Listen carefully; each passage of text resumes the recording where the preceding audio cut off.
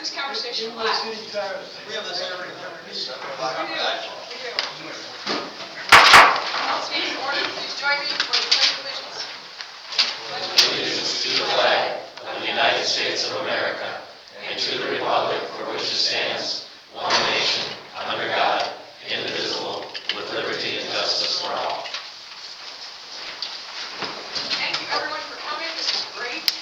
Wonderful to see everybody coming out. We do have a very long agenda, so we're going to be here for a while. Roll call, please.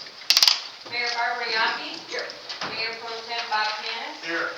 Commissioner Tom Blau. Here. Commissioner Stu Davis. Here. Commissioner Joe DeLuca. Commissioner Al Ramirez. Commissioner Lou Stimpian. Here.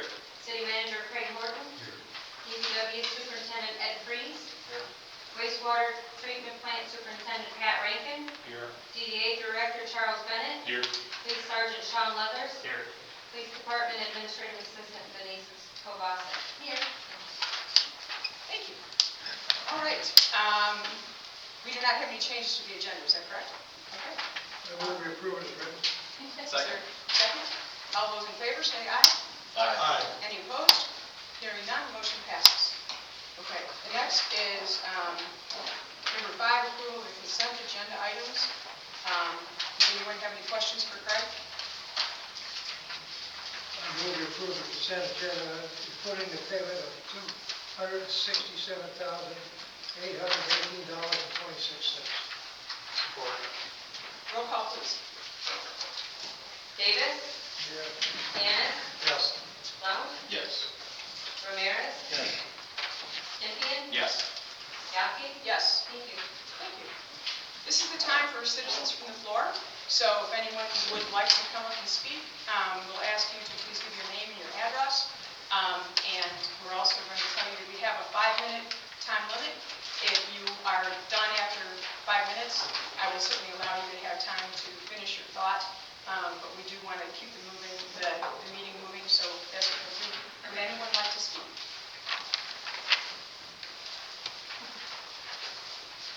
Dennis Dykes, 6700 Ireland. Again, I'm at this podium. Commissioners, thank you for everything you guys do. But it took me most of the day to find the agenda. It's not posted online. We went down this road before. It seemed like every time NIA is involved, we don't get an agenda. I found it a couple hours ago and I posted it. It's highly concerning what I'm seeing here on this agenda tonight. I come to every meeting. I never heard of the Brownfield Board. It's never came up in a meeting that I remember. These meetings are videoed. I maybe can go back and look and see it. But what I'm seeing on this agenda is there's already a board selected. Again, we're back to some transparency problems here. Why am I not allowed to be on the board? Why is not other citizens allowed to be on this board or appointed on this board? And what is it? We're all going to find out tonight, I guess, what the board is. Second thing that is hugely concerning is now we're back to NIA. And we have, looks like going to be a motion for the Planning Commission to be the NIA board. I know there's applications that have been given. Have those people been notified? Are they left in limbo? Was it a waste of time to do the applications? The other concerning thing to me is how many boards can some of these people be on? We had 2 people for NIA. We had multiple meetings. Citizens were highly against it.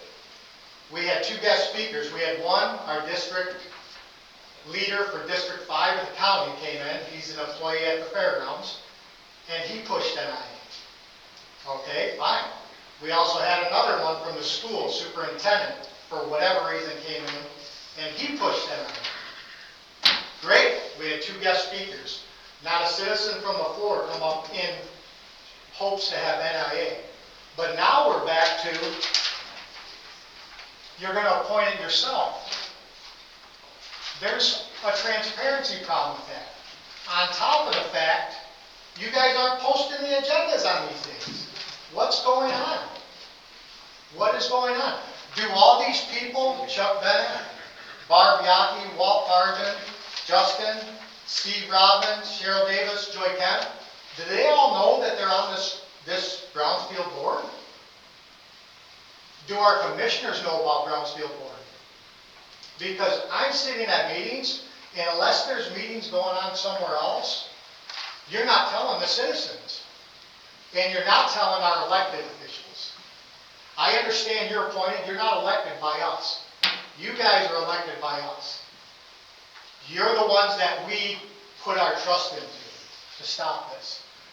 I'm going to ask the board to please make a motion tonight and kick this NIA board to the curb. We are back to transparency. This is just the start. It don't even exist yet. And we're back to this kind of antics. Guys, please. It's not me. This is my kids. I want them to live here. But I tell you what, if we have the same people on 5 and 6 and 7 boards, do you think transparency is in the future? Absolutely not, in my opinion. Absolutely not. So, please post the agenda, Dawn, if you will, like you have in the past, for the citizens to be aware. They had 2 hours to even see what's going on here. 2 hours. Thank you, everybody that has came as a citizen to be eyes in this room. But this is getting ridiculous. It's getting absolutely ridiculous. And please, elected officials, you're our only protection. And there's videos. What am I going to do? Tell my kids, hey, NIA now isn't real great. I got to say, the budget thing was handed over. I seen something about the budget. I see the budget's going to be in a shortfall. Please direct your comments to me. Okay.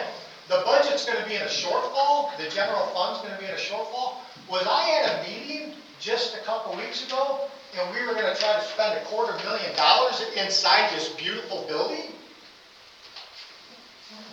What is the logical? What's the logic here? Explain it to the citizens at least. Maybe I'm missing something, but please explain yourselves. Please explain yourself. Not. Sir, are you You're not? elected I'll let official. you finish your thought, but then you exceeded your 5 minutes. Did it go off? Yeah. It did. Okay. Thank you. Would anyone else like to speak?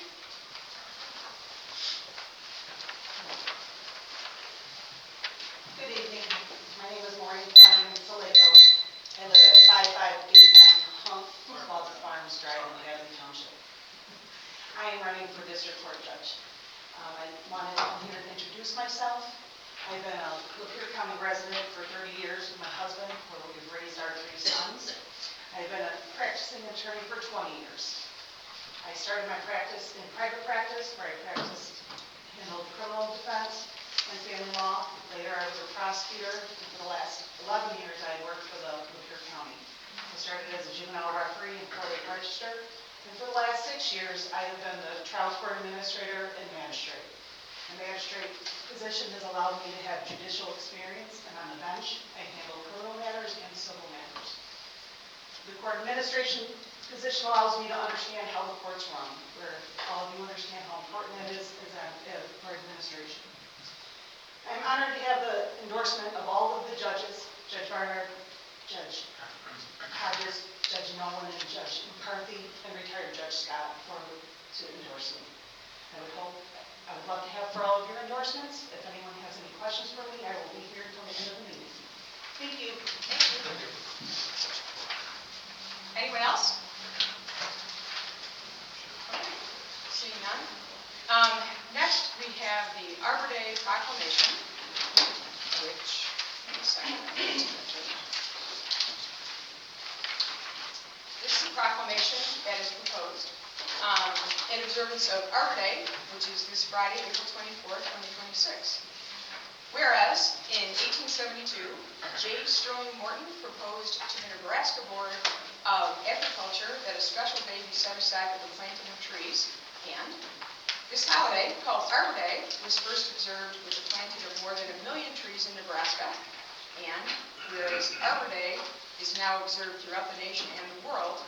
And whereas trees can reduce the erosion of our precious topsoil by wind and water, cut heating and cooling costs, moderate temperature, clean the air, produce life-giving oxygen, and provide habitat for wildlife. And whereas trees are a renewable resource giving us paper, wood for our homes, fuel for our fires, and beautifying our community. And whereas trees in our city increase property values, enhance the economic vitality of business areas, and beautify our community. And whereas trees, wherever they are planted, are a source of joy and spiritual renewal.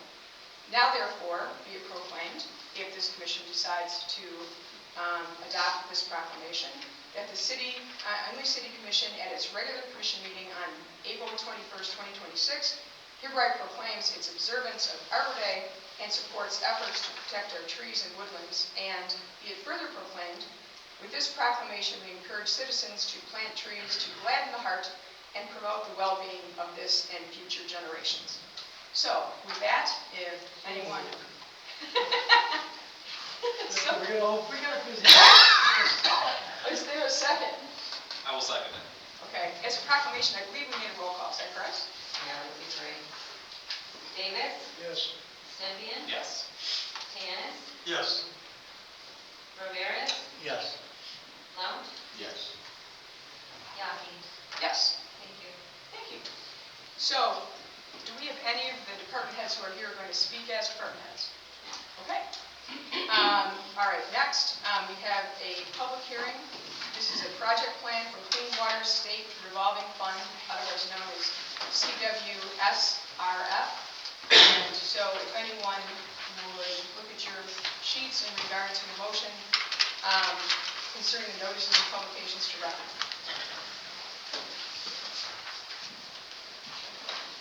We need someone to make the motion for notifications and publications to I'll record. make a motion for notice and publications to record pages 22 through 23. Support. Okay.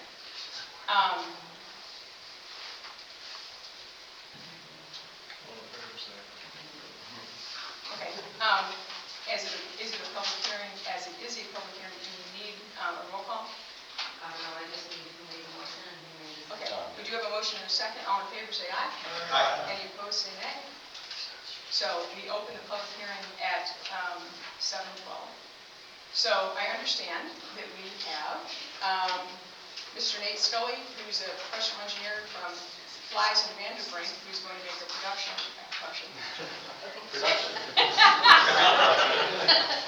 He does theater on the weekends.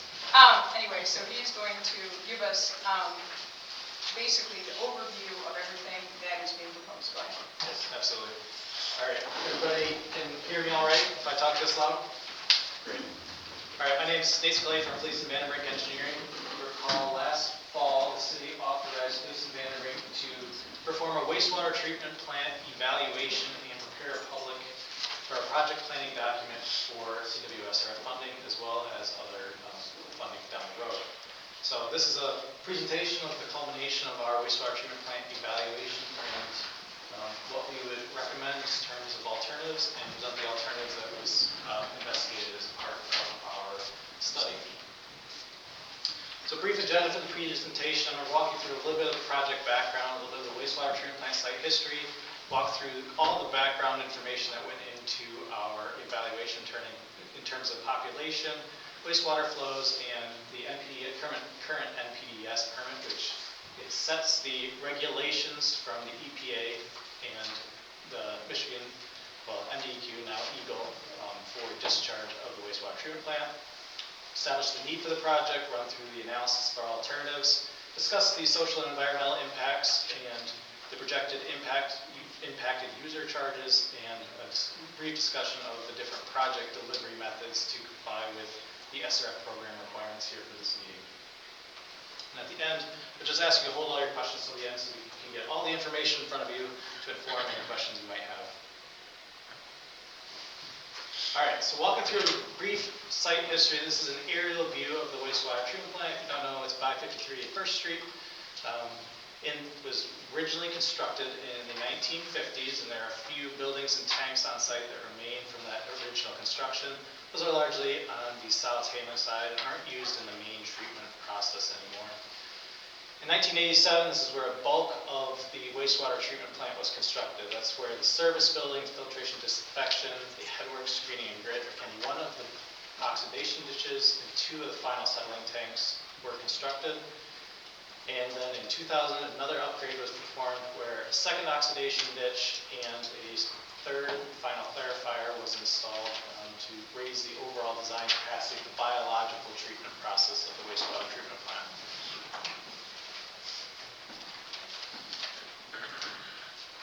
Looking at population data, this City of Imlay City Master Plan was largely used to establish our population trends and projected growth in terms of the city population outside of any additional development that may occur or industries that may come into town and choose to connect to the city wastewater system. Following the Lapeer County trends, it seems that the population of the City of Imlay City is going to stay stagnant or slightly decline over the 20-year planning period of this project. So it seems that the existing population will stay relatively the same, and we're not planning for any rapid growth in the city itself. We took the past 5 years of wastewater treatment plant flow, loading data, and we ran an analysis of the capacity of the wastewater treatment plant system. If you look at the table here, you can notice that historically, on an average daily basis, running about 0.4 million gallons per day through the wastewater treatment plant. And the basis of design of the treatment plant as of the 2000 upgrade was 0.7 million gallons per day. So on average, right now, the city's wastewater plant is running below its hydraulic capacity. On the high end of things, where you talk about peak flows to the wastewater treatment plant in terms of hydraulic conveyance, the basis of design was for 2.5 MGD, and the city currently does not record its flows on an hourly basis. So we have good representations based on typical diurnal, which is typically when you shower in the morning or shower at night, what those expected peaks in flow are for normal sanitary flows. That's what our peak hour were estimated for the historical and projected conditions. And we're again projecting that the treatment plant has adequate hydraulic capacity as it's designed currently for the future loading to the wastewater plant. That being said, the final design flows may be refined during detailed design as we get more data, as we evaluate the last storm that we had come through the plant, and additional data that we collect during design of the treatment plant upgrade. These are the parameters that the state uses to evaluate the wastewater treatment plant discharge. This is what we sample for on either daily, monthly, or 7-day averages. CBOD there is a measure of the biological, the readily degradable substrate in the wastewater. And total suspended solids are just settleable solids in the wastewater. Ammonia is a nitrogen-containing compound that has toxicity effects downstream. Phosphorus impacts the growth of algae and other plant life downstream, and that is a limiting kind of factor in downstream water quality. Fecal coliform is, as it sounds, it is the harmful pathogens in the wastewater that can affect human health. pH is a measure of the acidity of the water, and dissolved oxygen is a measure of the oxygen in the water, but that really impacts aquatic life downstream. If that drops below the expected dissolved oxygen, you can kill off wildlife, fish, and such in the stream downstream. These are the limits that are set by the state, and to date in the planning in the past 5 years, there has not been any violations of the wastewater treatment plant of their NPDES permit.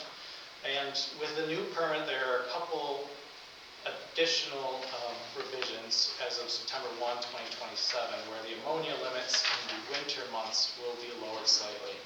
This poses a few challenges for the biological treatment in the oxidation ditches. And as part of our evaluation and recommendation to replace the equipment as it's nearing the end of its useful life, and with these stricter limits, we may encounter some conditions where it may be hard to meet that permit limit. So big need for the project, walking through with wastewater and DPW staff, is really the need to improve treatment processes to meet the new NPDES permit limits, rehabilitate and/or repair high priority areas of the existing wastewater treatment infrastructure that are operating at or beyond their expected useful life. And the city has done well to keep them in service as long as so far. Improve operations, maintenance, and safety at the wastewater treatment plant. We identified a few safety concerns with the existing configuration of the wastewater treatment plant. And then optimize energy unit processes to limit energy use in terms of stricter control and high efficiency motors and such to limit the electrical usage at the wastewater treatment plant. So with our evaluation, we evaluated 4 alternatives. These are required by the state revolving fund for us to evaluate. First alternative is no action. Second is a regional alternative. Third is optimize the performance of the existing system. And fourth is an upgrade of the existing treatment system.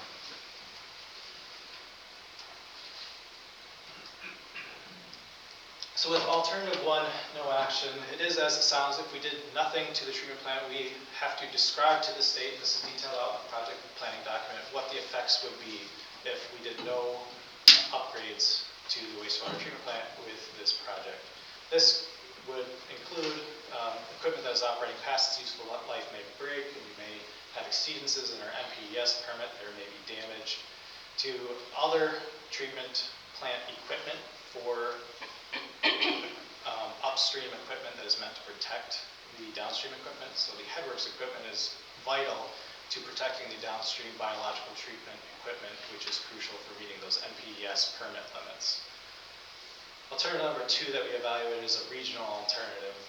There are a few wastewater treatment plants in the area that flow could be sent to, but at those facilities there would need to be a hydraulic and capacity upgrade. The city would have to buy capacity at those facilities. The principal alternative evaluated was pumping wastewater to the city of Lapeer, since that is the largest community in the area that could possibly accept the city's flows. Even then, there would need to be an upgrade at Lapeer, along with a 14-mile force main and subsequent booster stations, which have extremely high capital costs. As you can imagine, land acquisition and 14 miles of force main is extremely high capital costs, as well as maintaining additional pump stations. There are complications with long force mains, since 14 miles is an exceptionally long force main. Alternative number 3 was optimization of the performance of the existing system. As this is written in the SRF documentation, this is if we were able to just simply add a new piece of equipment or change how we were operating the facility in order for us to meet our project objectives. Unfortunately, there are layout concerns with safety, as well as just new systems that need to be upgraded to bring it up into current code and current wastewater treatment practice. And so it is not as simple as dropping in some dissolved oxygen sensors and swapping out motors for us to meet our treatment objectives at the wastewater treatment plant, as well as improve the safety for the operators at the facility. So setting all those limitations aside of the first 3 alternatives, we took a really hard look at what the essential items were for upgrade at the existing wastewater treatment plant for us to meet the new flow limits and improve safety at the wastewater plant. And I'll walk through what we selected in terms of alternative number 4, given that the other 3 alternatives are not feasible and do not meet the project objectives. So the selected alternative number 4 will upgrade the existing treatment system, provide treatment for projected flows and loadings, maintain capacity, and meet the new NPDES permit requirements. So I'm going to walk you through the plant front to back as wastewater would flow into the facility and out of the facility, and what the improvements are recommended at the wastewater plant. So the first step here as wastewater flows by gravity from the collection system into the headworks building. This contains screens and grit removal systems to remove rags and heavy sand and abrasive materials that can collect in downstream tanks and damage pumps and other equipment in the treatment plant. So this is one of those situations where we identified a safety concern at the wastewater plant. This the existing headworks is 3 levels, and rags and screenings need to be dragged up the stairs in order for them to be safely, or for them to be disposed, and grit needs to be taken down the stairs in order for it to be disposed, and that poses a safety concern. There's no feasible alternative for us to add a hoist or any other way for screenings to be discharged from the lower level or grit to be removed from the upper level. Along with that, the raw sewage pumps at the wastewater plant are no longer being supported by the manufacturer and need to be replaced. So it is getting increasingly difficult to find spare parts for those pumps, and they need to be replaced with newer pumps and to convey flows up to the screen so that can flow by gravity through the rest of the treatment plant. The goal is to pump once to limit energy use through the plant, use gravity to our advantage. So the plan would be to construct a new headworks building where all of that is on a single level so that all the screening grit is discharged at grade, and a dump truck can simply come and grab the dumpsters so that there's not physical handling of those heavy grit and screenings. Along with that new raw sewage pump station, as we will be demolishing the existing headworks and raw sewage pump station with the improvements. This helps simplify the construction sequencing as well, where we're not having to bypass pump for considerable periods of time in order to upgrade the headworks building. The second area, this is the meat and potatoes of the treatment system. This is what moves the BOD and the ammonia from the wastewater in order to meet those NPS permit limits. These are oxidation ditches that are at the plant. These essentially have spinning discs that aerate and mix the water and give the necessary oxygen for microorganisms to grow and consume the BOD and ammonia in the wastewater. So the oxidation ditch equipment itself has an expected useful life of around 30 years. And the oxidation ditch number 1, which is the furthest one to the left there to the west, was constructed in 1987, as we discussed earlier, and it's been operating that way and hasn't had major equipment replacements since then. So it was operating well past its expected useful life. Oxidation ditch number 2, with that 30-year expected useful life, we're approaching that expected useful life. And since we're looking 20 years out for this planning period, that equipment would need to be replaced in that planning period regardless. We recommend replacing that equipment with this project as well. On the flip side of that, in order to retain biomass and retain our treatment capacity, there are final clarifiers that settle out the sludge and the microbes and separate them from the waste stream so that we're not washing out all of those solids to the downstream discharge point. So these clarifiers are in the same boat as the oxidation ditches. Their equipment is operating at or past their expected useful life and is set for replacement. They also don't meet current design standards in terms of the hydraulics through the effluent launders and weirs. That would be corrected with subsequent downstream treatment improvements that are recommended. This includes new mechanism replacement, rehabilitating the RAS and WES, this is return activated sludge and waste activated sludge pumping. This is what retains the biomass in the system in our treatment capacity, as those pumps are also past their expected useful life and in dire need of replacement and repair.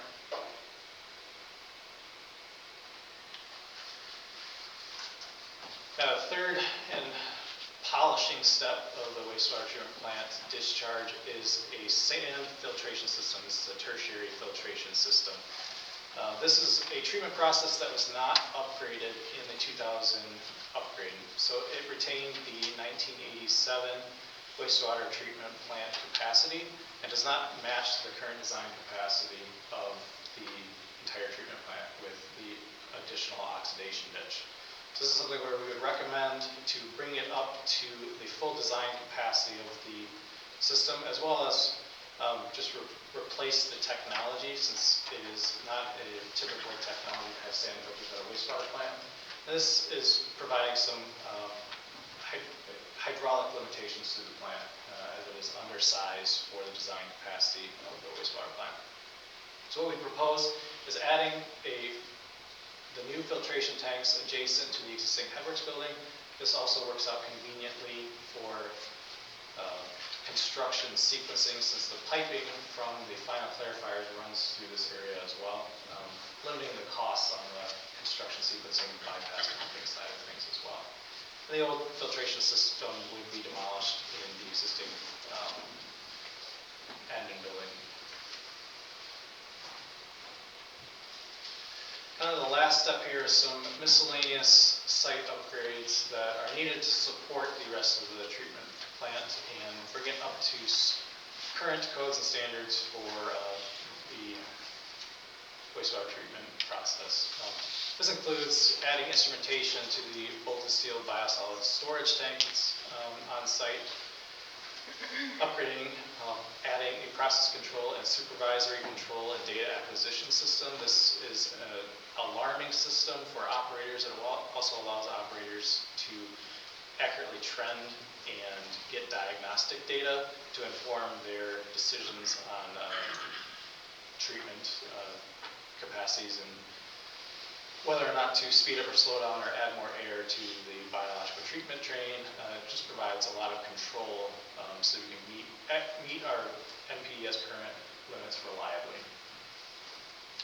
Along with that is a new effluent re-aeration system to meet the dissolved oxygen requirements of the NPDES permit, as well as some miscellaneous chemical feed improvements to aid in phosphorus sequestration and precipitation in these final clarifiers, and a site-wide electrical improvement, because a lot of that electrical gear was installed in the 1987 project, and it needs to be upgraded with the new equipment.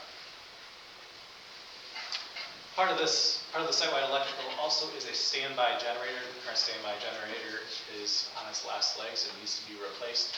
This is something that is critical to keeping the wastewater treatment plant online in the event of a power failure. So, walking through all the expected project costs for the different treatment areas, it boils down to total project costs of $18.63 million.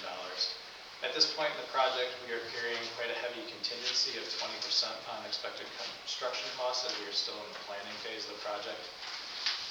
And this reflects the total dollar amount in terms of engineering, legal, financial, administration, all the way from today through the end of the project.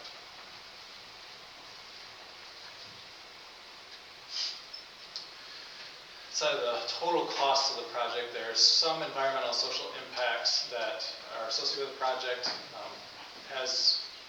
This is an open cut construction project where we'll be putting in new infrastructure. There will be a temporary impact on air quality in the area. There may be some dust that gets kicked up with excavation and typical construction activities.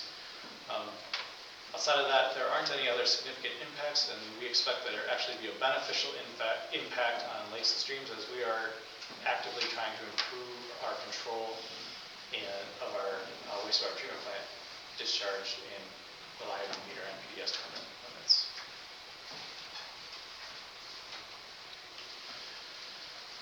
So, boiling this down to $18.63 million, the CWSRF program offers 20 and 30-year loan terms for applicants. At a 30-year loan term, the interest rate is 2.75%. And at this point, we are not assuming a principal forgiveness to be conservative. This is given out discretionarily by the state as they are assembling the final intended use plan of how they are going to distribute funds for the year and how the projects are scored. Taking the average number of customers, this boils down to an average user cost of $60.51 per month. I will say this is not the rate increase that will be imposed. This is not a rate increase. This is meant as a planning tool for the city in order to plan for funding and paying for the project.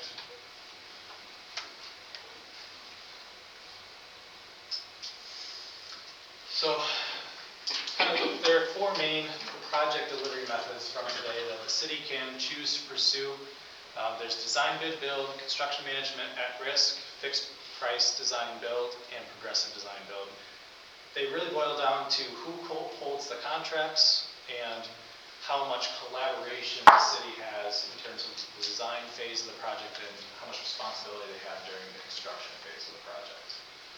Design, bid, build is the conventional way projects have been delivered for a very long time, where the city would hold a contract with an engineering firm to design the project. They would solicit bids from contractors publicly, and the contractor would build the project. The city would hold both contracts in that space. Obviously, then there's some collaboration on the design side if your engineer is working with the city in design. But there isn't a single source responsibility, and the city is responsible for managing two contracts at that point. Construction management at risk is similar to design bid build, where the city holds two contracts, one with a designer and one with a builder. However, the builder gets brought on earlier on before bidding. So the city would solicit engineering proposals, the engineer would start designing a project, and then the city would issue a contract for a builder. And at that point, the designer and builder would have the opportunity to collaborate between them on constructability issues, you name it, during the design process. Then, once it came time to finalize the construction price, the builder would then submit a guaranteed maximum price for construction to the city. And if the city finds that acceptable, they would issue the contract to the builder at that point. The two next delivery methods, the city only has one contract with the builder. There's fixed price design build and progressive design build. With fixed price design build, the city would get a builder online who would collaborate with a designer as one single team, but they would give a fixed price earlier on in design, typically at the 30% stage for construction. This tends to bring about higher project costs, and the project scope is very well defined at the beginning of the project in order for this method to be successful. It's typically used on smaller projects, not multi-discipline, multi-million-dollar projects of this scale. Final method there is progressive design build, where it's similar to fixed price design build, where the city holds one contract with the design builder, but the design is progressed to a further percentage, typically 90% for a CWSRF delivered project. It gives the builder and the designer time to collaborate on the design, collaborate with the city on the improvements, and come to a well-defined product in the end. And then there's a single source responsibility from start to finish with the design builder, being responsible for design all the way through construction. Similar to construction management at risk, the design builder would issue a guaranteed maximum price at that 90% pricing stage to get through construction. And all those costs in the progressive design build method are done on an open book basis, where the city gets to see the trade prices as the design progresses, as the builder is able to get trade pricing and real world pricing. So you're able to dial in and match the funding requirements very closely as you're designing the project and tailor it to the budget that you have for the project. Whereas with the design bid build project, obviously you're issuing the project out for bid, and there's no way for you to know real world pricing during the design phase of the project. You're kind of at the mercy of the contractors and the market conditions at the time.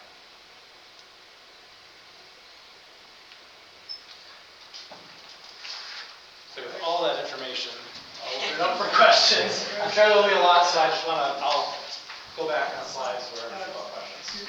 You're anticipating that we will not grow in the next 4 years, is that correct? That is based on the 2005 master plan. So in other words, if we build this and the city grows, we're in trouble again. Nope. At this point, it would have to be a significant change in the population. Well, because we have a section that could go into a large home district.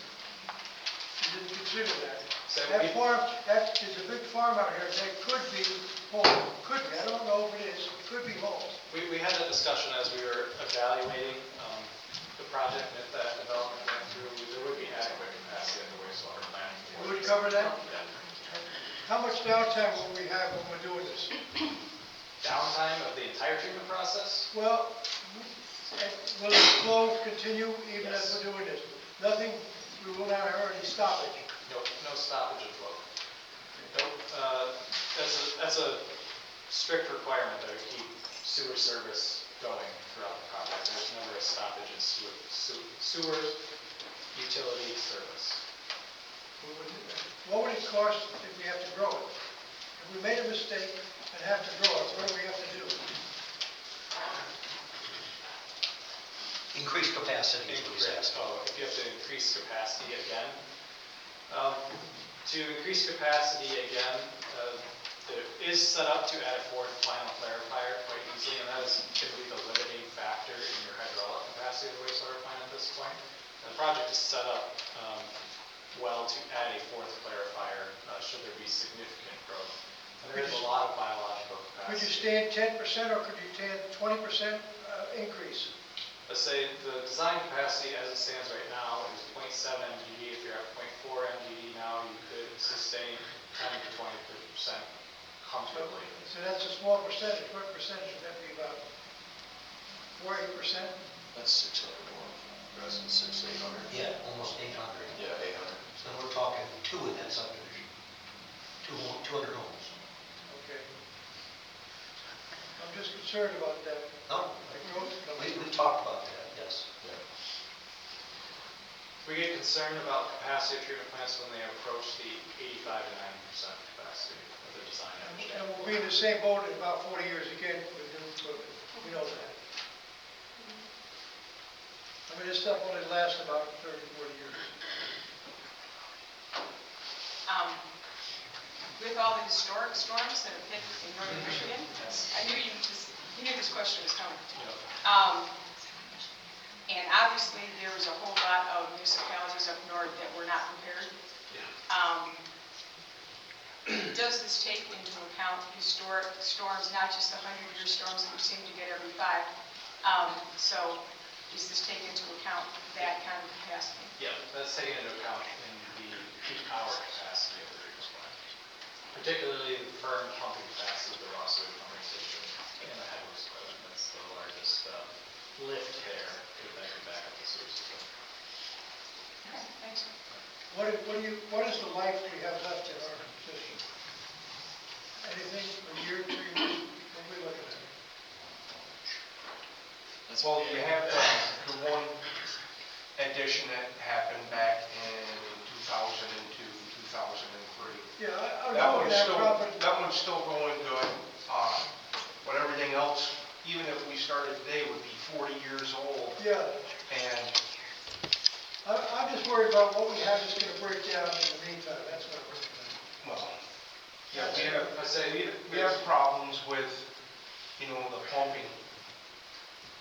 the pumping. Like you said, the pumps are outdated, Yeah. hard to get parts. It's so old, controls were downloaded on floppy disks. Yeah. I mean, and that's the brains of the operation. So, we have some major problems. If you have some blank stop meetings, I still have some home. Pat, in the meantime, what are we doing to make sure that wastewater treatment can handle with all the rain, with additional homes? What's the capacity of the plant? Well, I mean, we handle, just like the last rain, we had 1.5 million in a day. And usually we get 400,000. So, 4 times as much, we handled it fine.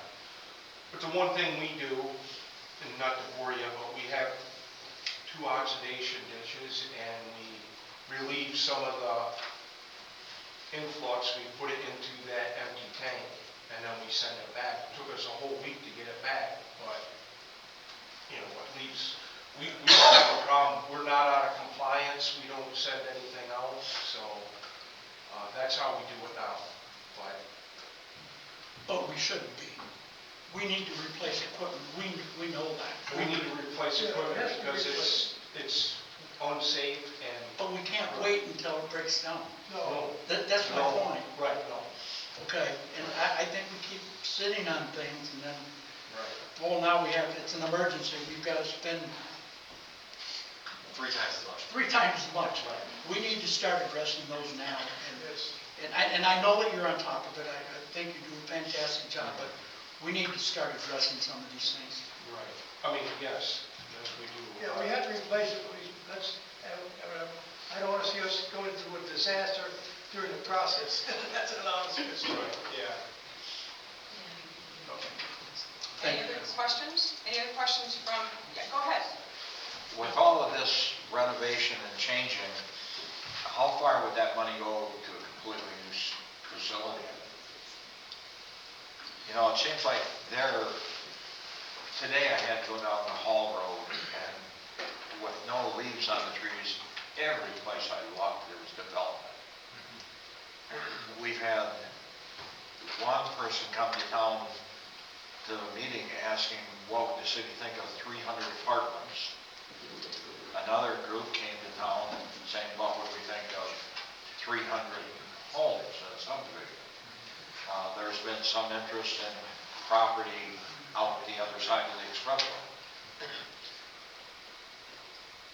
Do we have any place else that would be feasible to make a plant that could grow in all directions rather than, it seems like we're kind of limited down there with the railroad tracks and different things. So are we getting ourselves deeper in a corner that eventually we'll be in real trouble? It's a good question.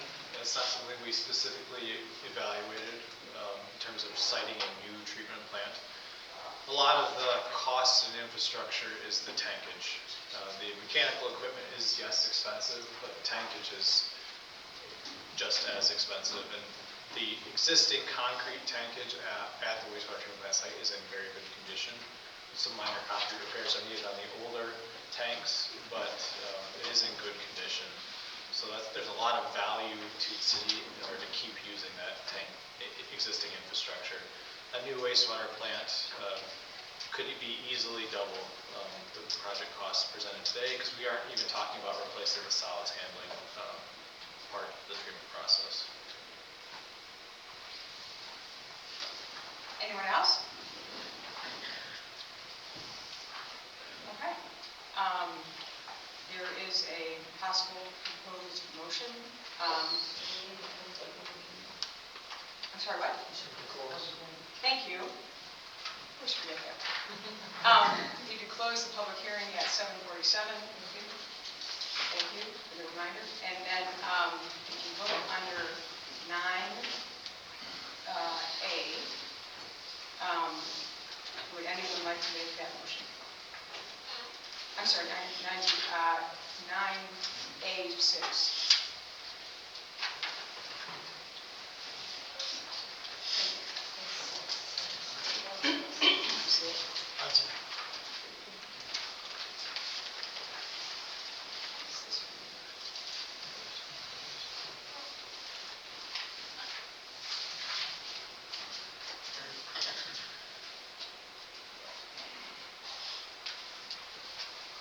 Well, we have to do it, I guess.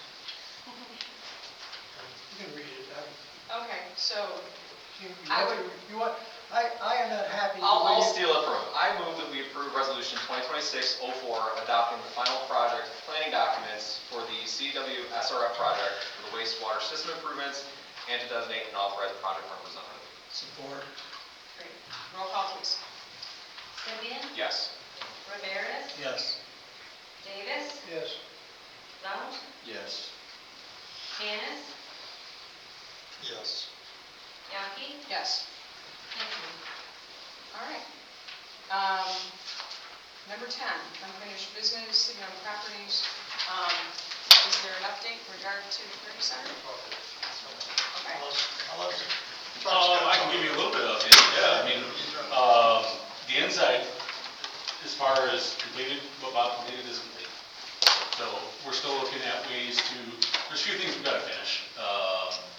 You know, having the proper fire alarm, smoke alarm system for the fire code, parking lot we're still addressing, maybe even how do we dress up the inside of the flooring a little bit, but the building is done what it was supposed to be. So now I would like to move forward with that. I talked to the DDA board about having a small committee that I can work with that would have a member of the commission, a member of the DDA board, and a member of the Parks Board. kind of vet ideas that I can take to the DDA since the DDA is running for a year. Like, what should our rental fees be? And what grants are out there and how should we attack, getting in a parking lot and stuff like that. So I think having 3 extra sets of minds would help me definitely make some forward progress on that building as well. So that is one thing that I would ask Barbara, if we could bring that up, that'd be great. So actually, as I understand it, you already have a designated person from Parks and Rec, is that Parks and correct? Rec, yep, and the DDA. In the DDA. And I had the opportunity to make some phone calls today, and in the midst of my phone call, Commissioner Davis volunteered to be on that committee. Okay, great. That works for me. So my plan is to start, I'll reach out to all of them next week, see what the good meeting times are, and start addressing some of those needs on the community center. So that's where we're at. Wonderful. I'm sorry, what? Chuck, Yes, are you still using it on the 24th of April? for the Arbor Day. Yes. Yes, sir. Okay. So we'll be open on the 24th for Arbor Day down in Dublin, so. Don't lose some trees. Yes, the pork truck still on? Is the porch truck still in there? Yes. Is it gonna be out of there by Friday? I don't know. We can make it get out of there. Can we at least move it, I guess? Yeah, we can move it to the back corner. Yeah, we'll move it to the back corner. Or Jim will move it out over back in his building, whatever, however it works. Yeah. Ed probably knows how to work, he can move it. I don't know, that's a pretty technical building, equipment there, it's just. Okay. I'm sorry. No, that's it. Okay. No, that's it. Number 11, new business. We have a FOIA 2026-10 appeal. Is there anyone here to speak on that? Hello. Yes, I'm Jeremy Bolio. I'm the one that made this deal. If you would like to speak to that appeal, go ahead. I would. I have something I'd like to have read to you because I have a sore throat today and I did.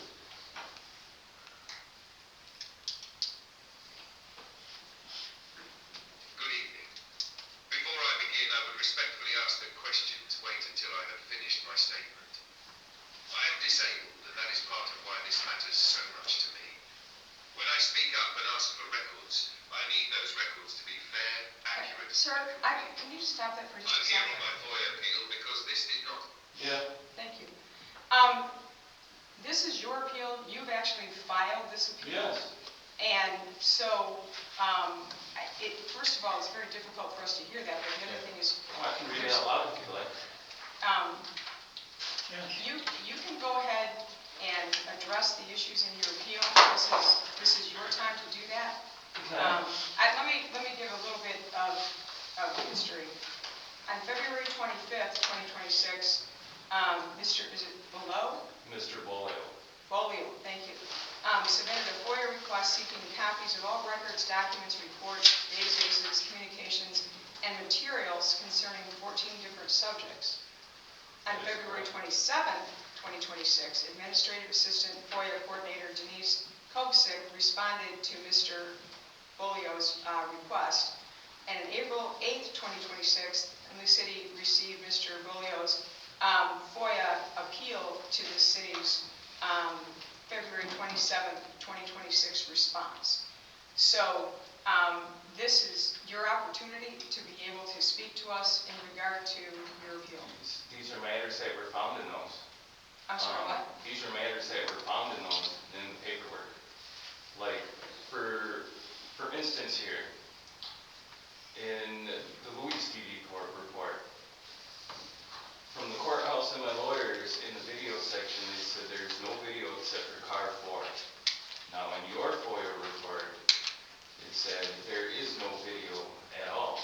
You covered up the car video board itself. That's just for starters. Now, there's other things in there, like the officer not putting in that the person that they left my daughter with was intoxicated. But yet in the CPS report, the officer admitted that Louise told him that she was intoxicated. Is there anything else? We could keep going. My cell phone was taken, and in the booking report, it's not there. But in your report,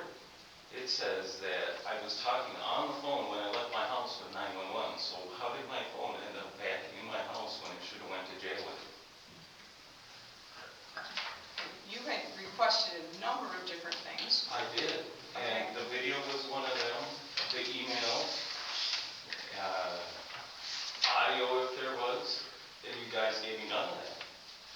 And there was also an issue with car video 4 that the officers were punished for that, how they talked to me.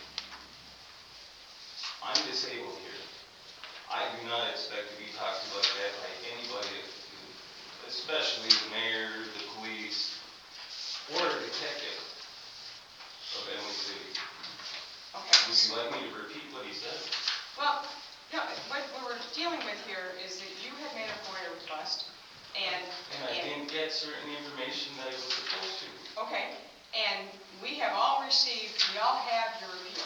Okay. Okay, and so, is there anything else you'd like to tell us about your appeal? Yeah, I would like to get... Alright, so what I would like is to get what I asked for. Some transparency here. This is what I'm asking for. Correct stuff, not what you guys gave me. You didn't give me everything I asked for. Especially the complaint for the officers being punished. Okay, is there anything else you would like to tell us? It doesn't really sound like you want to hear what I have to say. No, we're all here listening, and this is your appeal, so you paused there for a second, so I just asked if there's anything else you'd like to tell us. I'm not asking for favors. I'm asking for accountability, proper disclosure, preservation of the records connected to this incident. That is what I want. That is what I'm asking for here. Okay, is there anything else? No. Okay. So at this point, then, I would ask our FOIA coordinator, Denise Kovacek, if you would please respond in regard to his appeal. Sure. In the request, he requested incident reports, supplements, narratives, and investigative files. There were 13 reports from 2019, which is what he requested to the present. There were 79 pages total if we printed. I gave all of those reports. He asked for CAD 911 logs and dispatch records. We did not have access to those. I advised he has to FOIA those from the Lapeer County Central Dispatch. We do not keep those phone calls. He asked for arrest and booking records. Again, I asked that he FOIA the Lapeer County Jail. Some reports do have the arrest sheet attached. The one that he's talking about, I think, does have the arrest sheet attached. He asked for lien queries and access records. This info is redacted from any report that I come across because it is illegal for me to give any lien information. And we cannot run a person in the lien system without a reason, a valid reason, and we have codes for those. I do not run lien at this time. I can, but the officers usually do it themselves. But again, it's illegal for me to give any information. They can run their own criminal history, which I advised. If you go to iChat on the MSP website, it costs $10 and it shows you any time that you were arrested, any criminal history, etc. He asked for photos. Those were attached to the incident report. One of the big things is body cam or in-car cams. His last incident with us was in July 28th of 2024.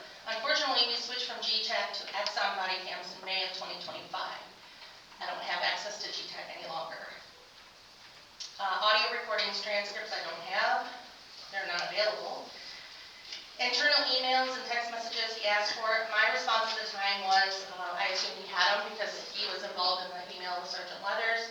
I understand that's an incorrect response. I will produce in the next 10 days, as Sergeant Leathers did print me off some emails that the two of them shared. So he can have access to those. What about the chief? The chief stuff? Chief Selby, I no longer have access to his stuff. He's not with us. As far as, that's next, your supervisory reviews, Chief Selby did not have anything in any of the records or files of the officers. Really? So he told you if he reprimanded them, they're not in their files. And I don't want to tell you I'm going to that. tell you guys what the officer told me. He was in my house, made sure my daughter was safe. Then he come out of the house and he told me, asshole, asshole, asshole, ×6. Then he said something about Luis's kids. And then he said, I will arrest you anytime I see you or come to your house.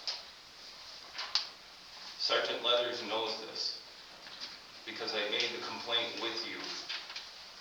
Well, if you did, Chief Selby did not document it, and he did not reprimand these officers as he told you he did. Well, here's another issue on that, is there was a that's call from your chief, and in that, he said that he was gonna give the officers 72 hours off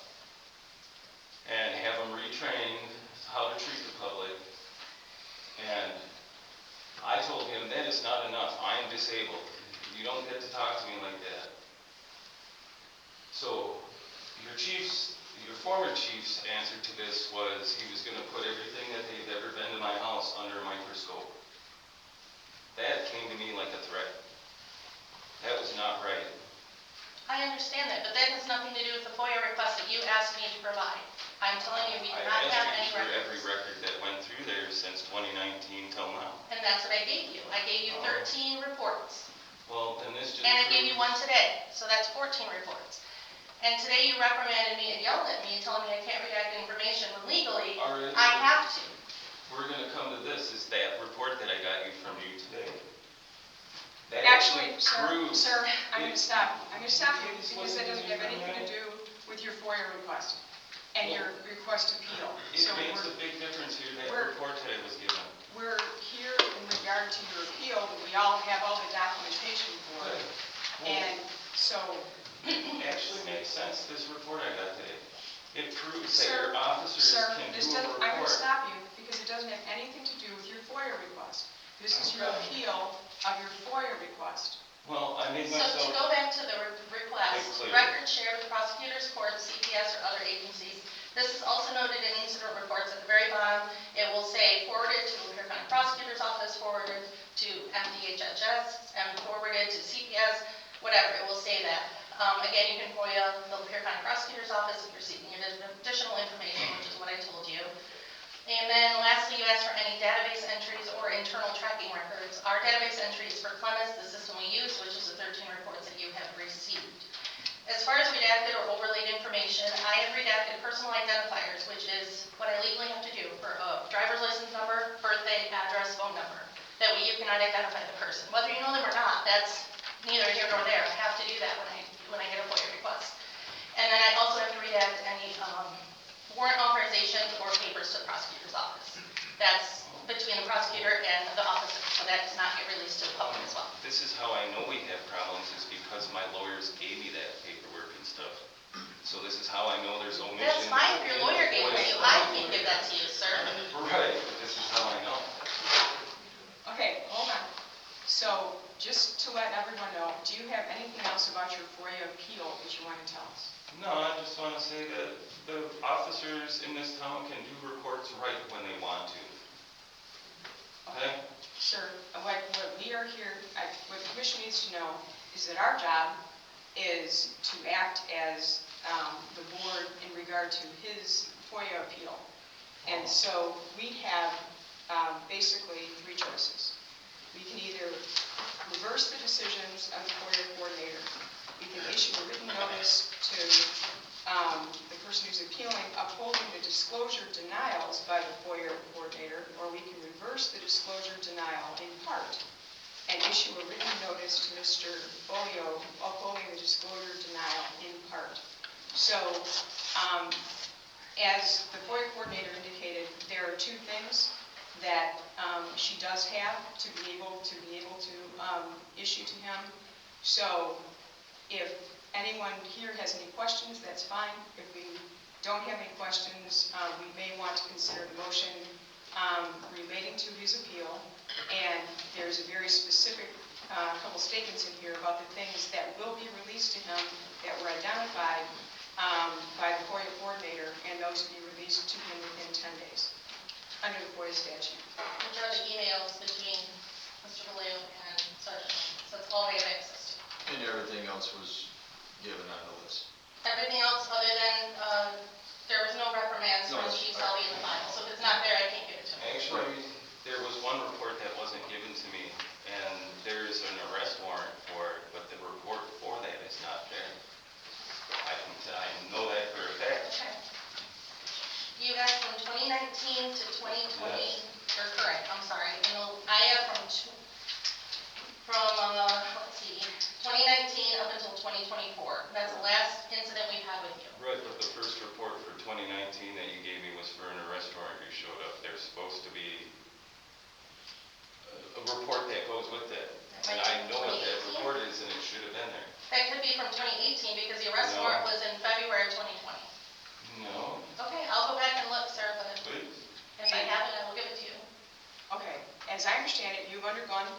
is that correct? Yes. Okay. And I go that, once a year to the Learn One Conference, which is law enforcement records management. in general, the city is under no obligation to produce documents that are not within its possession, is that correct? Okay.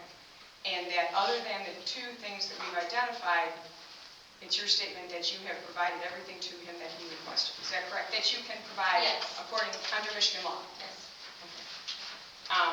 So, with that, if anyone would like to make a motion, perhaps you might want to consider the motion item number 11. Second motion. Mayor, I'd like you to have that. I gave one to Al here, and your city clerk had one.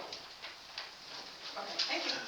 You're welcome. I have to get going because I have kids and stuff. Thank you. Thank you for your time, everybody. Have a great day. Good night. Would anyone want to make a motion? I'm not sure what you want to say. I just want to make sure that the right motion's made. It sounds like the motion relating to Jeremy Boyer Freedom Act appeal that we just produced within 10 days, the documents that have not been delivered, Yeah. right? Because We everything actually- else has been given. We actually have to give him a written statement. So we would have to, as a commission, make a motion which would indicate what our findings are. And this, if you were to use the second motion here, it talks about what documents are going to be released to him within 10 days. So. Isn't this what a lawyer is supposed to be getting from us? I mean, in court, I'm not knocking anything, but Let me just explain. The thing is that his appeal in a FOIA is to this group, okay? We hear it first, we make our decision, we take official action pursuant to a motion. In the event that he wants to appeal it further, his next appeal is to circuit court. So he can appeal it after this, if he wishes, but we have to take action based upon his appeal here today. So we do need a motion of some type. I'd like to make a motion, we give him whatever documents we have that he's asking for us legally. Okay, I'm sorry, that's not going to handle, but that's not going to handle the problem that we have to address. And you better, as a lawyer, you better move. But I'm sorry, Stu, you made a motion. Is there a second to, huh? I'm just asking, do you have verbiage for what we need? Yes, it's It right. sounds like that. I don't know. Because you said it's findings. The other lawyer doesn't know It's the either. findings. I don't do FOIA, of course. It sounds like it's the emails just between him and Leonard. He says I'm more he, gentle, so it doesn't But hurt. didn't Ms. Kovacic already release those, or she is going to release those? yes, to him I already? have them now. So we would just be saying, yes, go ahead and do that. Is that essentially what our motion would be? No, actually, your motion would be the long motion here under the second motion. Number two, Actually, under That would motion. be responsive to his appeal. That's I correct. requested the FOIA for. And that was my mistake. I assumed he already had them, being that they were from him in sergeant letters, that he already had the emails, but our attorney advised me not to use that as a reference, so I will have to supply them. So I had to print them today, and they're ready to go. It's just, No, the talk is, I resent It sounds like number one having is. printed documents, how we are to make motions.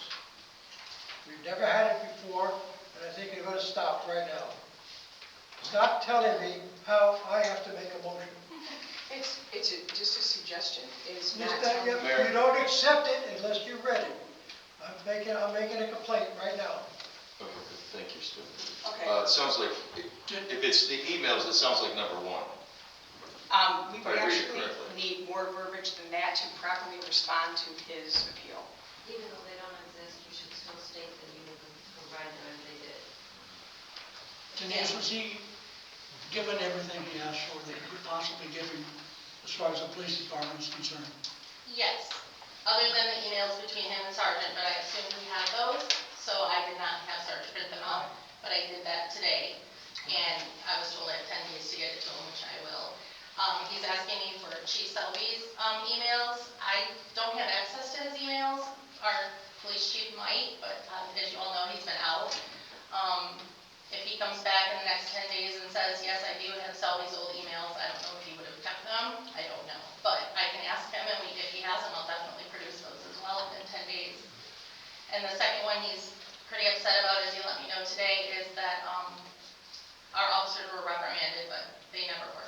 That's not in their files. He went through them today, and there's nothing in those files regarding Mr. Vallejo. So I cannot produce that part. So anything that I legally can produce, I can. We need to respond, basically, as I indicated, to discuss the fact that other than these particular issues, which we will identify, that how this board responds to what his appeal was. So we do actually need language in regard to that. So if anyone would care to make that motion, the language that would be correct under Michigan law is contained in the second motion. You lived for how many years without this bullshit?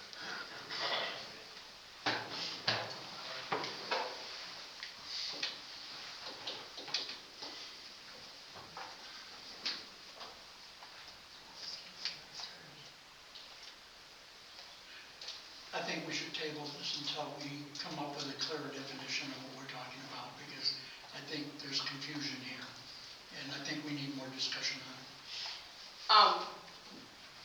We don't have the option to table this. We have to actually make a decision because there are timeframes that are involved. And so we as a board do actually have to respond to his appeal. And so we have the opportunity to be able to say, for example, that we uphold what the FOIA coordinator did. However, there are two exceptions to that, and that those exceptions are the items that she's indicated she's going to provide.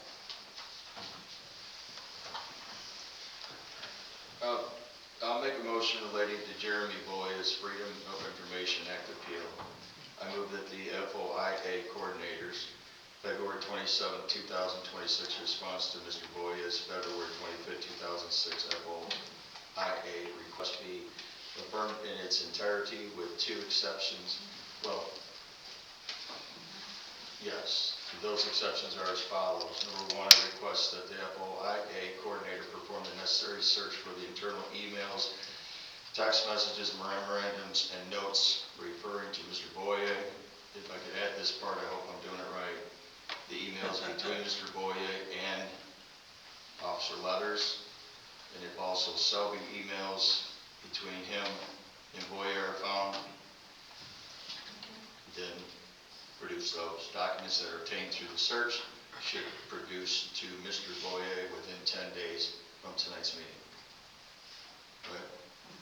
Yep. And then I request that the FOIA coordinator perform the necessary search for supervisor's review of the approvals with reference to Mr. Boye. Documents that are obtained through the search should be produced to Mr. Boye within 10 days from tonight's meeting. I will second that. Okay. We have a motion and a second. Can we have a roll call, please? Rausch, Yes. Stempien, Yes. Davis, Yes. Ramirez, Yes. Cannis, Yes. Yaki. Yes. Thank you. Thank you. Next, we all received our budget notebooks 2 weeks ago. This is not an issue for decision, it was just discussion only. You've had those for a couple weeks. Does anyone have any questions or concerns about those? Okay, so if no questions or concerns, then at that point, we'll just move on because we addressed any questions or concerns that were there. Okay. The next is the solid waste collection disposal services extension. Craig? Ed's here. Ed? In your packet, page 7 to 63, is a proposal to extend the waste contract with J&J Disposal for 5 additional fiscal years. J&J has been doing waste collection disposal since 2012. Since then, J&J is local, reliable, committed, and responsive. J&J has been easy to work with. I can count on my hand how many times I've received complaints since 2012. The first year we included the fall leaf pickup program with J&J. The remaining 4-year rates would not include the assistance from them if we move forward in distributing the leaf back for better service and our long-term savings for the residents. So year one with the LEAF program, because if we do obtain the equipment, it wouldn't be for another year. So we need that assistance for this coming fall. That would be a 50-cent increase from the current monthly rate per household of $14.55 to $15.05. And then year two without the LEAF program would decrease by 10 cents to $14.95. And then every year after that, the next 3 years, it would be an increase of 40 cents. As I mentioned, J&J has done an excellent job for our community and our residents, and I don't see a reason why we couldn't do that moving forward. So with that, I recommend approving the waste collection and disposal contract extension to J&J Disposal as presented. Questions? Do we have a motion? Yes, I move that we approve the extension of the contract for the residential solid waste collection, disposal, and curbside recycling with J&J Disposal for the period of 5 years, starting July of this year, 2026, through June of 2031, at the residential rates that are listed in support. Okay. Discussion? I think they do a fantastic job every year, and I'm excited for our lead back. Was that second? It was second. It was second, yes. Okay, roll call, please. Symbian, Yes. Blount, Yes. Davis, Yes. Ramirez, Yes. Cannis, Yes. Yaki. Yes. Thank you. Thank you. 11D is the Brownfield Board appointments. Chuck, you want to explain this? Yeah, so, hang on, there's a little bit of a story here. So, it all started with Tom. Tom, it's all your fault. So Tom had let me know, he's the old dry cleaner building was listed. And he forwarded me the phase 1 and phase 2 environmental that was there to try to figure out how we can help get this building moving. And so, when Tom sent that to me, it kind of spurred my interest. Okay, easy, Brownfield Board, not a problem. Well, the counties doesn't function.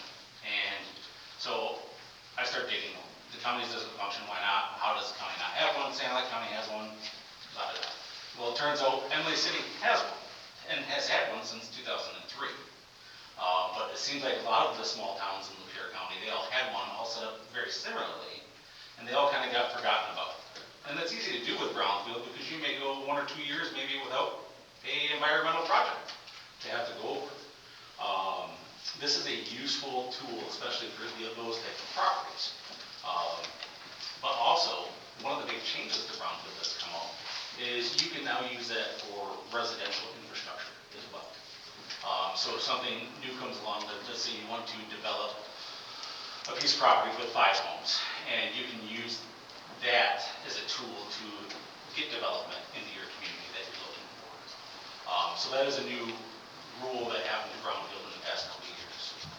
So as I'm digging, and in your packets, between 64 and 72, it's in there, but I found paperwork. There's actually bylaws for our Brownfield Board, and you'll see that it was all approved by the mayor, the director. There was also a resolution approving the bylaws back in '03. And so one of the things I found interesting was that the bylaws mentioned, that the board would basically be the DDA board, essentially, unless there wasn't a DDA board. And you could have between 5 and 9 board members. And so found this information out and go, okay, there's a lot to Brownfield as far as the rules, the regulations, how you can set up a TIF plant within the Brownfield to support the properties that need redevelopment. And so I started talking to Lapeer Development Corporation, Sam Moore. Sam kind of figured out that Almont, Dryden, a lot of these other towns were in the same thing, set up very similarly because it's hard to get boards. And they're all right around that same time. So there must have been something in the county 23 years ago. So Sam actually went through LDC as Kane, Tyson Vanden Brink's consultant to come through and help all these small towns and the county board get their brownfields up and going again, because it is a tool. So last week, right before the DDA meeting, maybe the week before, Samantha from F&B had came and talked to myself, Craig, Don, I don't know who else was in the meeting, but basically explaining ins and outs of brownfield and how she would help us, as part of what Sam had done, get our brownfield board up and going and get them trained. And since there's a lot to that, she'll be back on May 11th for our DDA meeting to kind of figure out what does the DDA board know, and then she'll come back again to cover those subjects. Then once we actually get a brownfield project, you know, she'll help with the first one as well. So kind of just really get us up to speed. Ways that a brownfield can be helpful. You know, I use this tool in Brown City. We had a blighted, very, I would even say dangerous subdivision in Brown City that had probably about 70 lots, but it was built in the 80s and nothing was ever done with it. So you had all the infrastructure, all the plants overgrown, everything like that. And so the brownfield was able to be used to work with the developer to catch those funds instead of it going to the county and paying back some of that to the developer. Take off some of the ease of that and make that property safer. We were able to do that through the San Luis County Brownfield Board. I would like to be able to utilize our Brownfield Board for our blighted, contaminated properties in this town. Because when people do look at that dry cleaner, they go, oh, it needs 20 grand worth of work. You know, I don't really want to, you know, take that off of the say. So it's a harder sell. So what you could use the Brownfield Board is that developer could come to us with a plan. Okay, here's a plan of action. The Brownfield Board could review it, and they could say, you know what, we're going to drop the DDA TIF on this. We're going to put a TIF here that will help give the developer back some of those funds that it cost of the contamination. And that makes development a lot easier when they're not, you know, worried about X amount of contamination. So that's why we're here today, essentially, is our Brownfield Board has been kind of not utilized, along with most of the other towns, it seems like. And the DDA has approved these names here as well to be on the board. We didn't feel a 9-person board was needed. If we can do 5, we'll do 5. And then it also states that myself would be the director like I am to the DDA now. So it would be an additional undertaking for the DDA board, and they understand that. The DDA meetings would end, you know, and then a new meeting would begin. And it would happen on the same night. But essentially, we need a board so we can start. Whether or not the rules change, you know, this is the bylaws that are on file, and that's what the state's accepted, so that's what legally we have to go with to get this thing started right now. And so, yes, the DDA board is understanding that there'll be a little more work. I understand there'll be a little more work, but this is a tool I don't feel we can pass it. Everything has been done so far according, you know, to what we can find. So what I'm asking for today is the names are appointed. So we can kick it off and have some training sessions and get using this. So, and you have on the agenda the list of the DDA board members, which were approved by the DDA board to go forward to be on the Brownfield board. And so what they're asking for from us as City Commission, for us to approve these folks to be the Brownfield board. So Chuck, just to make sure, this has already been in place, just unutilized money has been sitting there for years to do cleanup for something like that, dry cleaners. So there's no money. So that's the thing. That's what I wanted to know. From what I can find, it looks like the paperwork was done, all the hard work was done, and then it was kind of shown. And there's ways that we can also create money off some of those funds to have. You know, for example, the dry cleaner, since you're well versed in that. If we were to create a plan, we drop the DDA TIF, the DDA is not getting money off the property anymore. And then, you know, 0.5% could go, or 1% could go into the Brownfield account, and the remaining can go back to the developer, let's say, to offset the cost of the 15 grand or 20 grand contamination. And then as the Brownfield account grows, if we do 1% of each job, you can utilize that for training for phase 1s on property. You can utilize that for having money in the bank to do training sessions for people in town or contractors, or West Branch had a development day where they invited all sorts of contractors to tour all their blighted properties. And they paid for all that out of their brownfield fund. So yes. Try to stimulate Yeah. development. So there's no money right now. It looks like I said, all the hard work was done. It just wasn't utilized 23 years ago. I'm not sure why. I think there was a misunderstanding when this board came up, because I don't think anybody knew that you had to be a DDA board member. Yeah, that was. Because when we first talked about it, they talked about applications, people that would be interested in it. So this is kind of news to. I think you're thinking the NIA board. NIA is differently than brownfield. So Brownfield's already put in Yes, place, just yes, not having your board. DDA, right. Yep, and that, yes, so, but the DDA does have to oversee the brownfield board according to the paperwork that was submitted to the state 23 years ago. Regarding the terms of the brownfield board members, are we just gonna run them concurrently with their DDA membership as well? For the time being, For the time being? yes, Okay. and then Samantha Muniz will be going over pros and cons and things, do we need to change, not change? We haven't even got into that yet, because we can't have a meeting. Sure. Yeah. Is there any that we can request them to amend their bylaws upon creation, just so that we can have it open to other members of the public to be able to apply to that board? Or does that need to be something where it is through, since it's going to be using TIF funds from DDA, it has to be through I think it DDA? has to go through the DDA. And I guess the other thing is that we'd have to look to see what the state requirements are, because this was all done based on the state requirements. Yeah. And it was state requirements back in 2003, so we don't need, I guess the question is, we gotta get the board on board to be able to then look at those kind of things. Just clarify, it doesn't come from any other new taxes. You're already receiving it as a DDA. You are allowed to, underneath the Brownsfield, utilize some of that money to help. Yes. That's all it is. Yeah, it's pretty flexible in that regard. So there's no new taxes. We can say, you know what, half of what the DDA is collecting, we're forgiving, and the other half can go towards. You're already collecting it, okay, then you help the development, you help the cleanup, you help the phase one, you help subsidize some of that. And this will be for the whole town, not just the DDA district. It's just Right, the whole town. Yeah, the board is Are we overseeing. open to the entire city?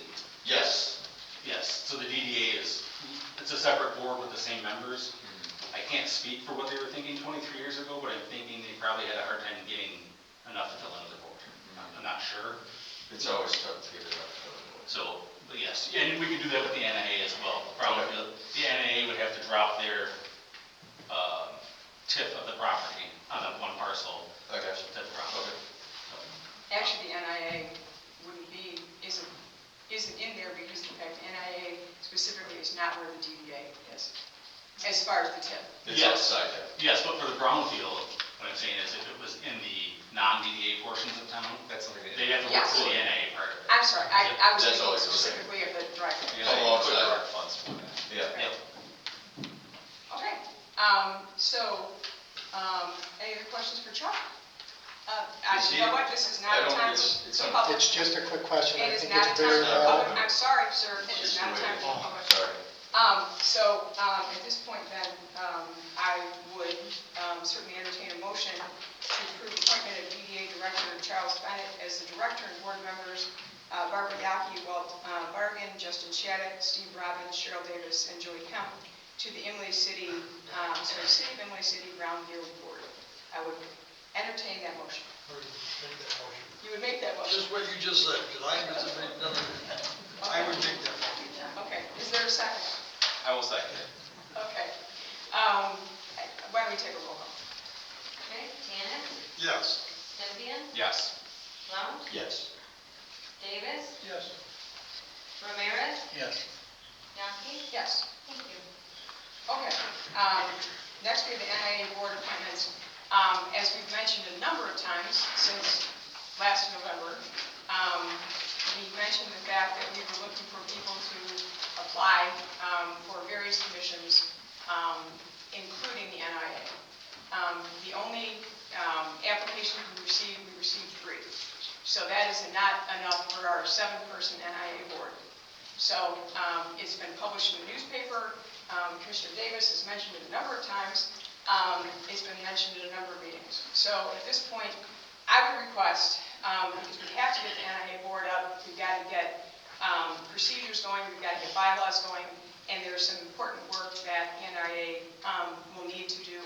And so the thought is that once we get that in place, certainly my thought was those would be staggered terms. And so staggered terms like the planning commission, other commissions where we would have several that would come up at any given time. So it's not the whole board coming due at the same time. So at this point, that's what I would request. We've been trying to get this for 5-6 months, and we haven't been able to get any more to be able to complete the work. Has any of the 3 applicants been contacted? No. Because of the fact that, it appeared that the only thing we could really do was to appoint the planning commission. Well, why couldn't we take 3 of the applicants if they could? Why couldn't we appoint 3 of the applicants along with 4 of the commissions? Okay, I mean. If they haven't been contacted, I mean, that doesn't make sense. That certainly could be a motion. You could do that, but then, you'd have to then choose 4 members of the planning commission who have not filed applications because of the fact that the discussion with them was that the planning commission was going to be appointed. I don't think we want the planning commission. I'm sorry. And it's not like the last round of the planning commission just okayed the new store in town, the new farm fleet. We kept it, you were not allowed to park in front of it and leave their junk in front of it. And the planning commission just okayed that, to fill up that whole friggin' lot with junk. We stopped the other farm store from doing that, and then we okayed the new one. I have no faith in them doing it. No, thank you. I will not accept it. My vote is no for the planning commission. I think we ought to get people who want to be on the board, not. But Stu, the whole purpose is we need more than 3. So if we're not going to do it, we just need to make a motion, okay? All right, I'll volunteer. You got 4. Anybody else here? Come on. No. I think we need to accept the 3 that have applied for it. At least And connect then with them and see. Go on from there and try to report them. See if they're still interested. Yeah, if they're interested, I think we need to contact them within the next 2 weeks and table this until next time. Yes. Okay, so is that a motion then to postpone? I'll make a motion to postpone the appointment of the planning commission as the board for the NIA and contact the 3 applicants and hope that I've asked some of you out there, and none of you are filling out any applications that I know of. So I'm just going to ask you nicely to not complain about it if you don't want to fill it out. I'll support this. Okay. All in favor? Aye. Any opposed? Okay. That is tabled to the next meeting. Any other citizens from the floor session? Anyone would like to stand up? Dennis Deitch, 6700 Letterman. Commissioners, I don't know what you guys, I don't want to say it the wrong way, I don't know what you're missing here. People aren't applying for NIA because no public citizen wanted NIA. 2 people wanted NIA, they were guest speakers, Ian Kemp and superintendent of schools, that's it. Everybody else didn't want NIA.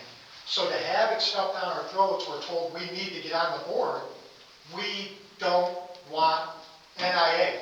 It's clear that that's the case. That's why nobody's applying for this. The ones that probably are applying because it's being stuffed down our throats, so they're going to sit on a board not knowing really truly why they're on it, would be my opinion. It needs to go away. You guys told us at any time, they said NIA can be gone. NIA is not a savior for this town. You just heard what our growth might be. So we might get a subdivision, I get it. They're going to capture all that money from that subdivision. Great. What's going to happen with that money? I don't know. But in the bigger picture, not a citizen come to this podium in hopes to have NIA. So to sit here and say, it's our fault or the citizens' fault in a roundabout way that we're not applying to this board that nobody wants. That's what I'm trying to get across to you guys. At any given moment, you guys can just make this go away. Clearly, the transparency I talked about earlier, the mayor just said, they didn't even contact the three people. Where are these discussions going on behind our elected official backs that this is all set in play, how it's going to go? We don't need an IA board, Mayor. I know you keep saying we do, but we don't. And what moving forward has whoever discussed about it is so important that we need it now. Can you share that with the citizens? Because we're wondering. So, thank you for your time. Thank you, everybody. I do have one question for you, Chuck. I apologize earlier about, I see that clearly with the DDA, that you're moving to create another board. My only question for the citizens, could that board, being it has to do with like cleanup of contaminated properties, could that board be used as an authority to a citizen? Say somebody bought a property and they didn't really know, and the board knows, hey, there's contamination in that person. Could that board be an authority to go to that person and say, you got to clean this up? Not that I've ever seen, no.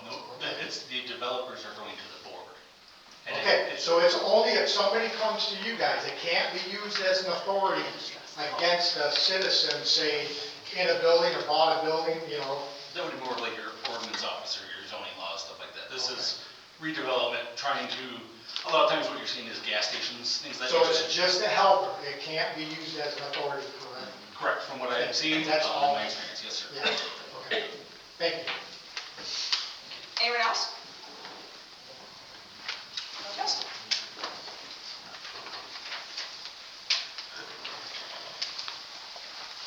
Justin Shattuck, 112 East 3rd Street. We heard all about the portions of the wastewater treatment plant that date to 1987. Being a product from 1987, my birthday receipt, appreciate the designation. Being now part of the Brownfield Board as well as the DDA, I felt I should probably be here, and I hope to have the chance to plead for leniency before the sentence was carried out, but I'll say it's too late for that. You know, my wife and I, we don't live in this town. You know, we have our business, the quilt shop down the street. Like everybody here that's here, whether they're paid to be here tonight or elected or they've been forced to be here, we all have better things to do at 9 o'clock on a Tuesday night than be here. I appreciate all you guys being here, whether it's your job, appointed, everybody here that took the time.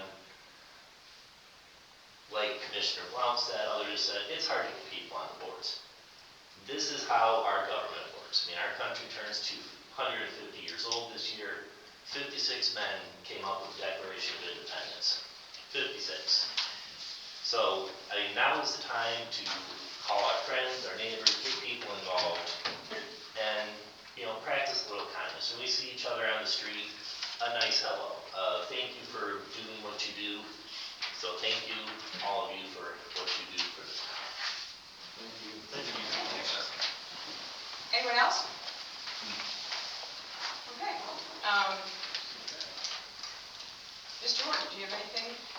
Okay. So at this point, we have commissioner comments. Commissioner Blount? No, thank you all for coming out and sharing what you shared tonight. It was very helpful. I appreciate all of you, Ed, Pat, Chuck, down here on this side. Thanks to everybody, but thank you so much.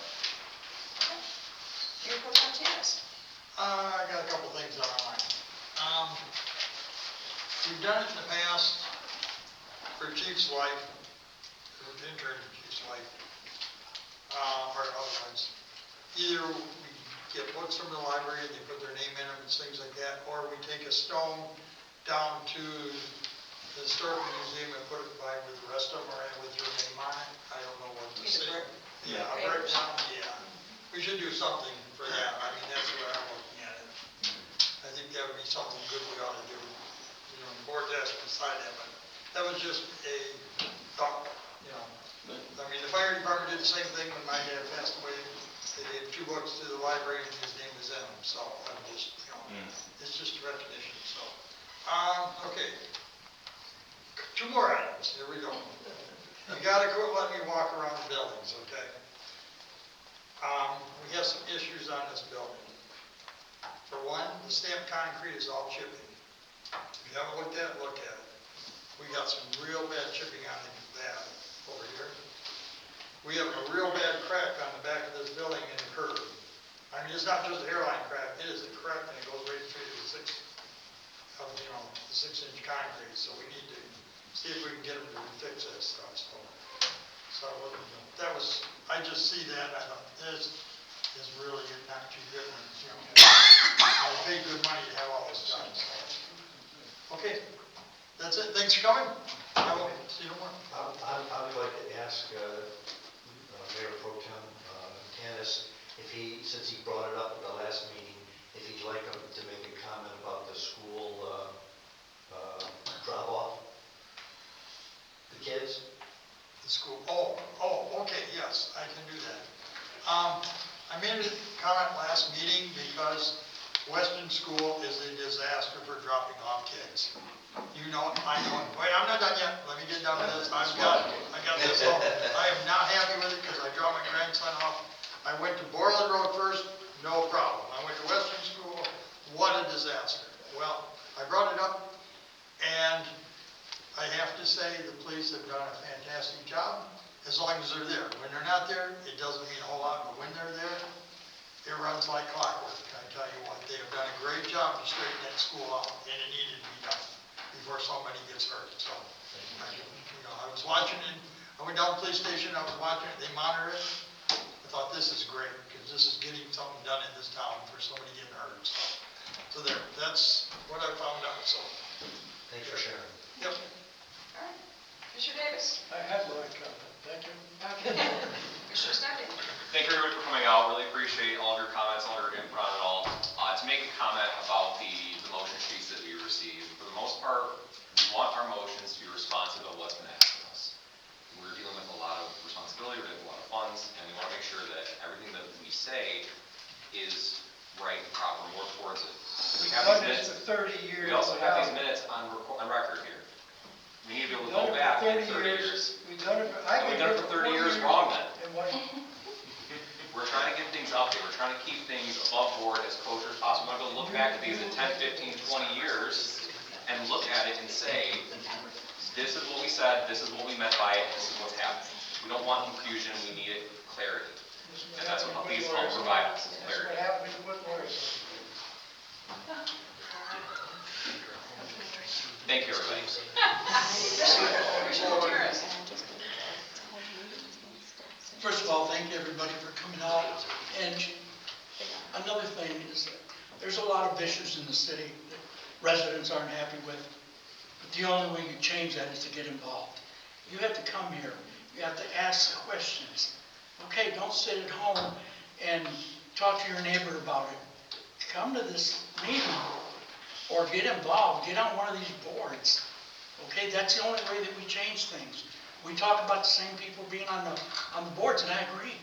We got people that are on 4 boards, 5 boards, because nobody else wants to get on it. So don't complain if you're not willing to put yourself in that position. Please, as a citizen, I've been on this board, this is my 5th time on the commission, and I would really like to see new blood. People that have ideas about what direction this city should go in. And not to change everything, but not to come in with an agenda, but come in with genuine concern about who you're representing. Once again, thank you very much for coming. And I would certainly support that there are, if you look at the boards, there's a number of people that are on a number of them, and it's because of the fact that we don't have people that step up and apply. There's been a spot open on Parks and Rec for 6 months. It appears we may have someone who's going to fill that spot. We have a alternate position on ZBA that has been open for a very long time, that we don't have anybody to apply for that. So yes, we need everybody. If you're a citizen, please apply. I'm just going to respond to what Commissioner Davis said in regard to Family Farm and Fleet, in regard to the Planning Commission, because I am on the Planning Commission as well. When they came to the Planning Commission, there's a certain, for that particular type of zoning, they were allowed a certain amount of area for display. They asked for a small increase in that display area, and that was granted.